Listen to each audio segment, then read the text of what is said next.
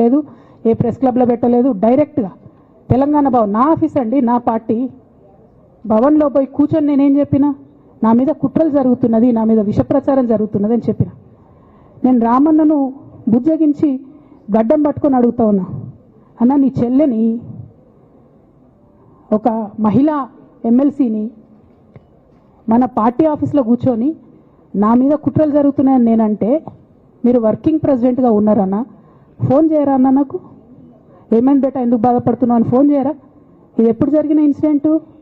లేక లీక్ కాకముందు, నేను నా కొడుకు గ్రాడ్యుయేషన్కి అమెరికా పోకముందు, అంతకుముందే.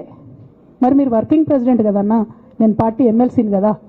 చెల్లెలు అన్న బంధుత్వాలు పక్కన పెడదాం ఒక్క నిమిషం.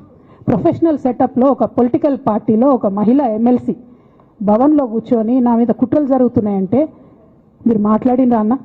103 రోజులు అయిపోయిందన్న ఇయ్యాలటికి, ఒక్క మాట మాట్లాడినరా? కేసీఆర్ గారు దగ్గర నుంచి కమ్యూనికేషన్ రావాలని నేను ఎక్స్పెక్ట్ చేయలే. వారు పెద్దవారు, వారికి అనేకమైన పనులు ఉంటాయి. మొత్తం పార్టీని ఇప్పుడు పునర్నిర్మించుకోవాల్సిన అవసరం ఉంది. తెలంగాణకు జరుగుతున్నటువంటి అన్యాయాన్ని వారు ఎప్పటికప్పుడు దిశానిర్దేశం చేయాల్సిన అవసరం ఉంది.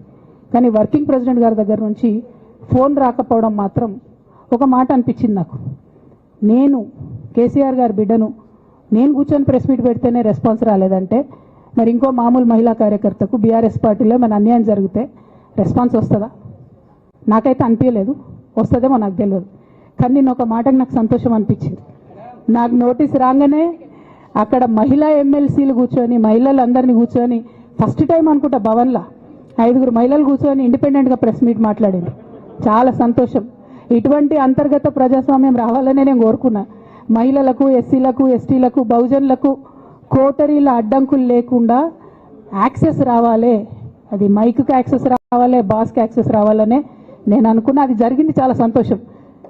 నన్ను సస్పెండ్ చేసినాక అయినా పర్లేదు, కానీ జరిగింది. నిన్న మహిళలందరూ కూర్చొని మాట్లాడి నేనేమంటున్నా అంటే, కేసీఆర్ గారు, కేటీఆర్ గారు, నేను, మా కుటుంబం, మాది రక్త సంబంధం.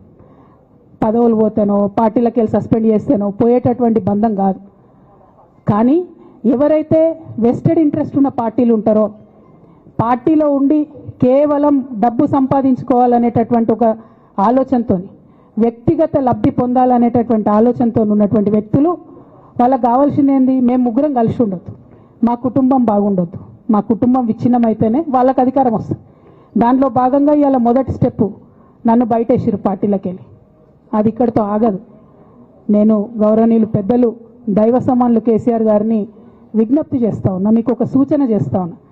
దయచేసి మీ చుట్టూ ఏం జరుగుతున్నదో ఒకసారి చూసుకోండి నాన్న. నన్ను ఇవాళ బయటకు పంపొచ్చు, నేను మీలాగా స్ట్రేట్ ఫార్వర్డ్ ఉంటా, నిజాలు మాట్లాడతా. నేను ఉద్యమం నేపథ్యం నుండి వచ్చిన కాబట్టి నాగ్గా ఉన్నది లేనట్టుగా, లేనిది ఉన్నట్టుగా, మోసం చేయాలని చెప్పో ఇంకోటి చేయాలని చెప్పో మాట్లాడను. స్ట్రేట్ ఫార్వర్డ్గా ఇష్యూస్ మాట్లాడతా కాబట్టి నన్ను ఇలా బలి చేసి పర్వాలే. కానీ రేపటి నాడు ఇదే ప్రమాదం రామన్నకు కూడా పొంచుంది, రేపటి నాడు ఇదే ప్రమాదం మీకు కూడా పొంచుంది.